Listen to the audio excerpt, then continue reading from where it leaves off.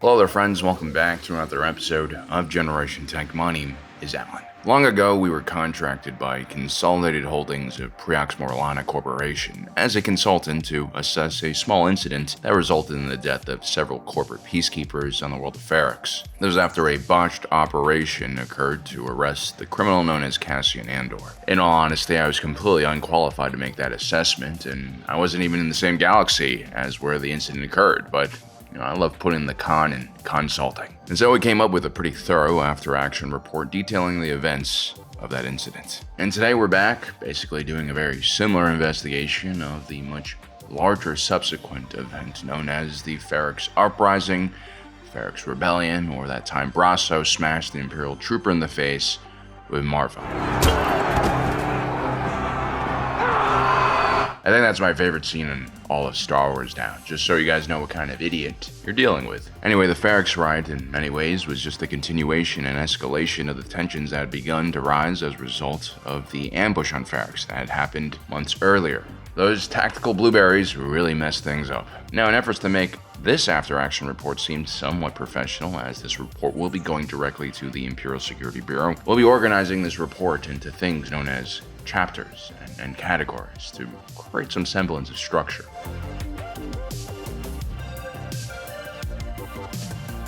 Okay, so the colossal screw-up by Deputy Inspector Karn and Sergeant Moss drew the attention of the Empire on Ferrix and its holding company, Prax Morana. Not only would the Empire essentially take over all security and governing operations on the planet, they would actually revoke the corporate charter for Prax Morana and liquidate all of their assets and holdings. Cyril Karn would return home to Coruscant pursuing further work in government, and Linus Mosk would end up in a Soviet-era coal mine.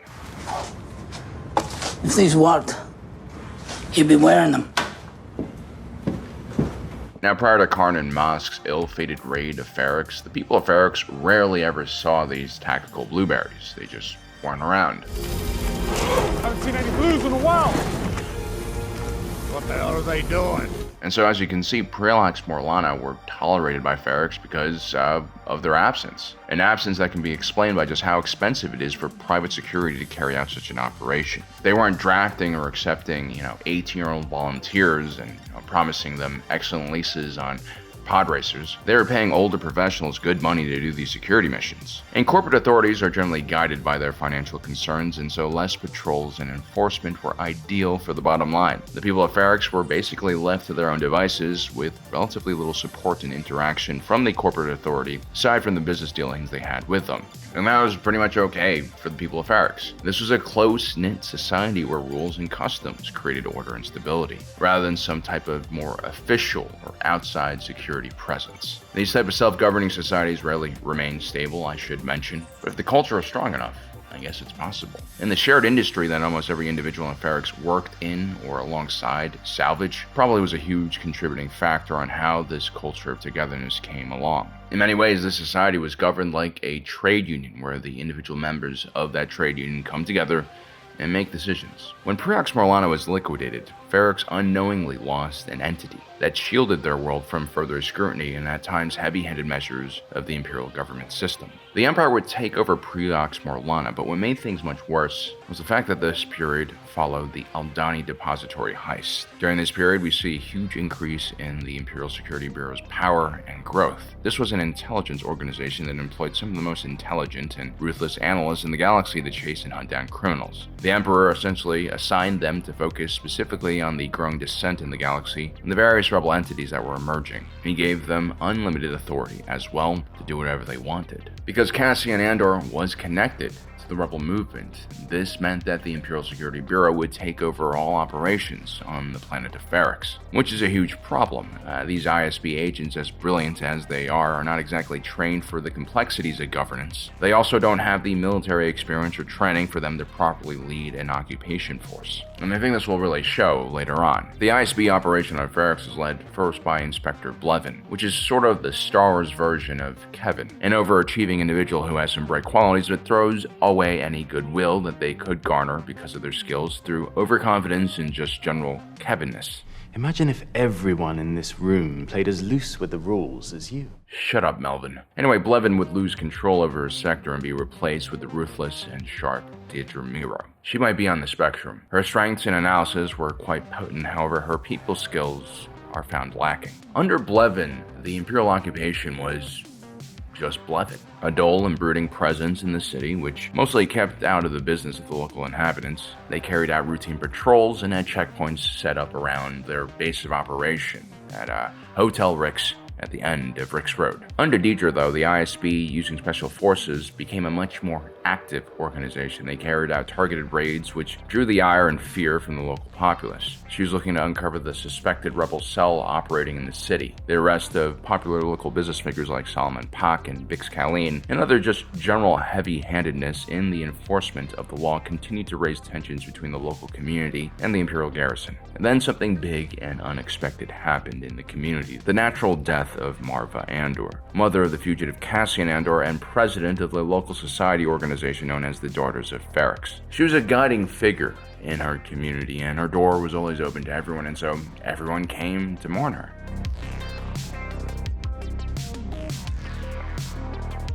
News of Marva Andor's death would reach Supervisor Miro through her garrison commander, Vanus Tigo, Vanus the Vanglorious. Could I be made prefect? The title, I know it doesn't come with extra pay. You can wear a ball gown if you'd like. Just get this up and running before my next staff meeting. Dedra inherits Tigo from Blevin, and he's a typical Imperial officer, too busy chasing selfish power to see what's actually unfolding before him. Dedra Miro, however, is a keen observer. When the rebellion hits the Aldani depository, stealing millions of credits, most of the Empire was up in arms about the theft itself and the potential weapons rebels could buy, but Dedra, she saw right through the rebels' plans. Playing straight into their hands. This is exactly what they want. We're treating what happened at Aldani like a robbery. What would you call it? An announcement. She also managed to connect the incident on Ferrix to the Aldani heist in a wider conspiracy, the beginnings of a rebel alliance, I guess you could call it. She's incredibly sharp. So when Captain Tigo is giving his report to Dedra, he's basically viewing this incident as another law enforcement opportunity. As a prominent citizen of Ferrix, she wrote a big send-off. They'll want to close Rix Road. They'll ask for a permit. They know we won't allow it, but they like to keep asking. They're building a list of grievances. Tigo is thinking like a beat cop. He wants to enforce the law directly, but Dedra is thinking like a detective.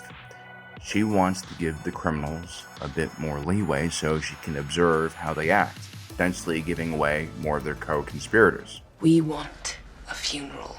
Excuse me? You're going to give them a permit. Keep it small. Limit the time, limit the numbers. We want to put them in a box, stand back and watch. Dedra is perhaps a bit too smart and ambitious for her own good. She does overestimate her own abilities somewhat here. She's taking a chance by allowing the citizens of Ferrix to gather together. The recent tension has created some general hostility and anger against the Empire, and there's a possibility that any gathering, especially one as emotional as a funeral, might be used as a way to show dissent. The people of Ferrix just generally are not very obedient to any type of authority. Mira is also so focused on the rebel elements she's chasing, she underestimates how little she knows about the local populace, and as an analyst, that's a big mistake on her part. That's the Ferrix custom. What's that? The dead are bricked. They mix your ashes with mortar and local stone dust, put your name on and fire it up. You become a block of Ferrix brick. And then what? They find you a wall. Dedra Miro comes from the sheltered halls of Coruscant, where people follow rules and orders, where cameras and microphones watch your every move and listen to every word you say. She's forgotten or never understood, and most places in the galaxy are not like this. The people of Ferrix are not like this. Give them a permit for 20 and I assure you the entire town will show up just to spite you for it. The citizens of Ferrix might not be ready to take arms and openly resist the Empire just yet, but they sure as hell are not going to abide to some stupid permit that the Empire suddenly hands out. No one tells the people of Ferrix how to honor their dead. They will follow their traditions and customs, no matter how many blasters you have pointed at them. Dedra Miro has made a severe miscalculation in thinking that she can A, control the situation, and B, somehow have the ability to collect intelligence in what will be a very chaotic event.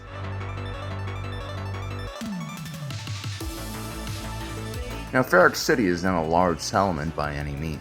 We don't have official numbers, but judging by the flyby shots we see when Luthen Rael first arrives, it's a relatively large town or small city. It visually reminds me of some of the cities in the Peruvian Andes. That's where Congo learned how to trail break down windy, hairpin mountain roads that declined at ridiculous rates.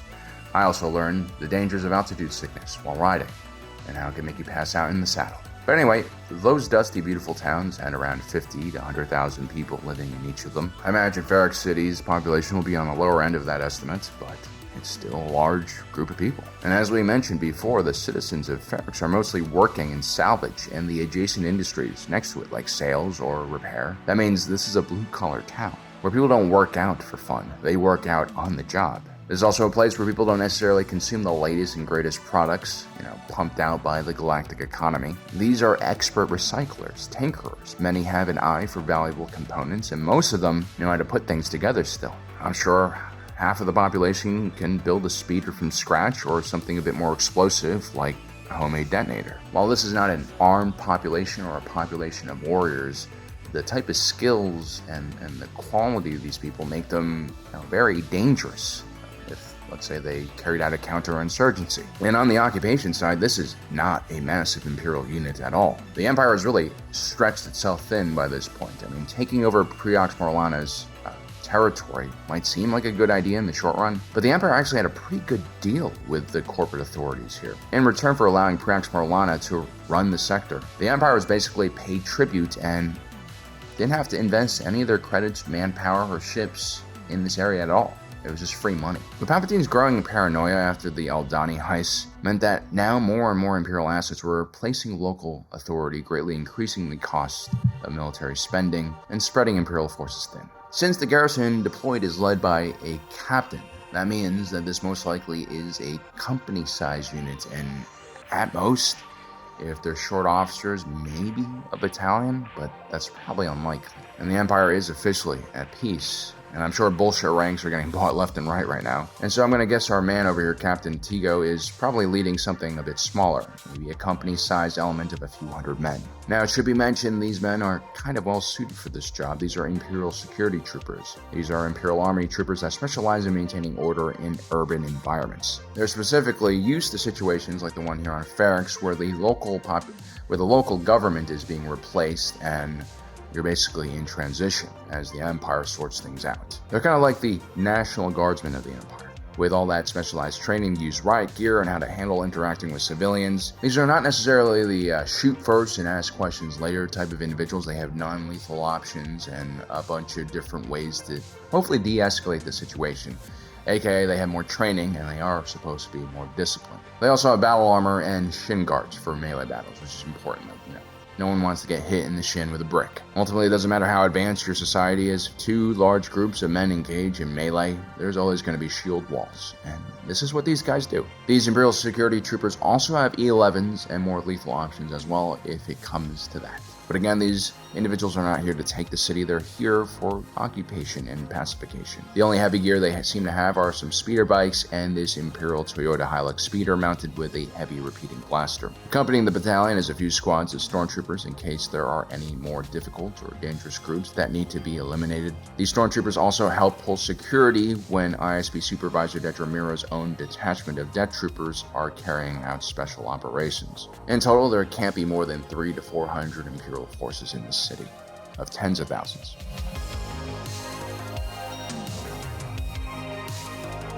On the day of the funeral, things start out wrong for the Empire right off the bat. A massive funeral procession is being planned. There's even a marching band that will be involved, made up of sad, large, burly salvagers. Historically speaking, the death of a beloved figure, whether it's Casimir Pierre Perrier or Hu Yaobang, have always been triggers for larger protest movements and even rebellions. Usually it's the funeral at which supporters of said individuals gather, sharing their grief, which then turns into anger and revolution. The fact that the people of Ferrix have a uniformed marching band to provide a somber soundtrack was probably a huge problem that the Empire should have noticed, but Dedramiro is focused on the Andor household. She's looking to find the hidden rebels amongst the general population.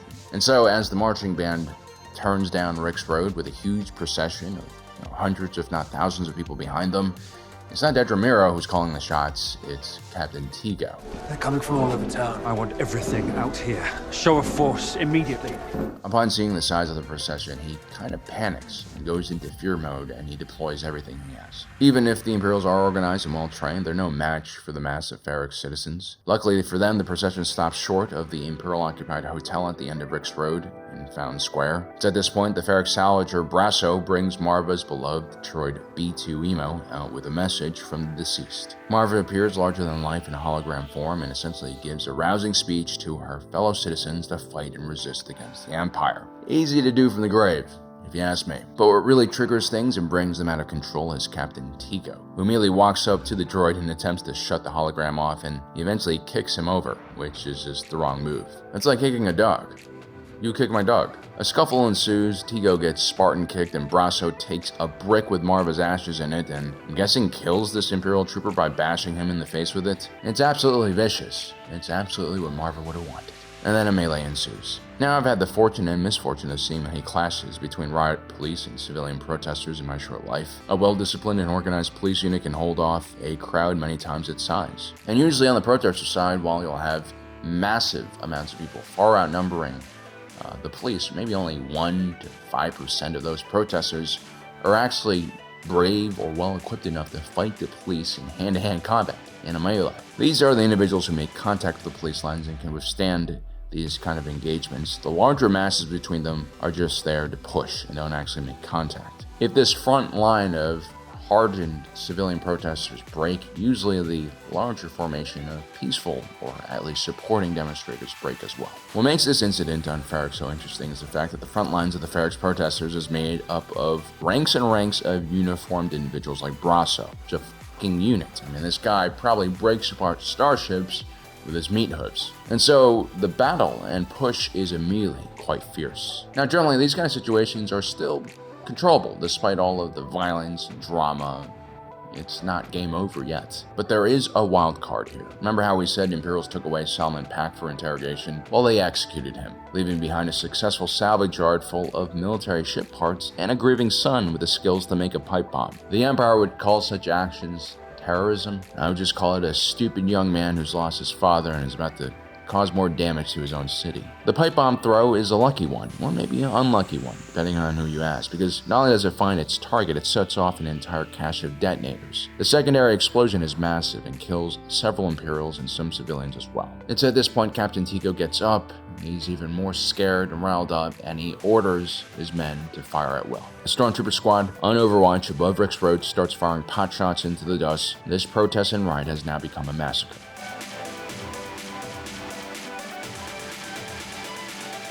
The Ferrix garrison was left a mess after this incident. They suffered dozens of dead and dozens more wounded, and they've also lost the ability to operate as a garrison and secure the city. The death toll on the civilian side must have been even worse. Dozens have killed, hundreds wounded in the panic. Although the Imperial garrison held its territory and was not completely overrun, they essentially lost their mandate to keep peace in the city. Remember guys, this was a peacekeeping force. Dedramiro was supposed to maintain order in the city, and the opposite happened. Ferrix's economic output more or less froze after this, which is another blow to the Empire. More importantly, the Empire looks weak here, incompetent and vicious all at the same time. There's that one redeeming factor in how Captain Tigo and his men handled the situation. This barbaric action by the Empire would only lead to more rebel recruitment. Ultimately, Dedramiro should have been more focused on the larger picture. As important as finding Andor was, she had to know that Captain Tigo was an idiot. The captain should have realized that his men were completely outnumbered and unable to control the situation through non-lethal means. His men opened fire not to control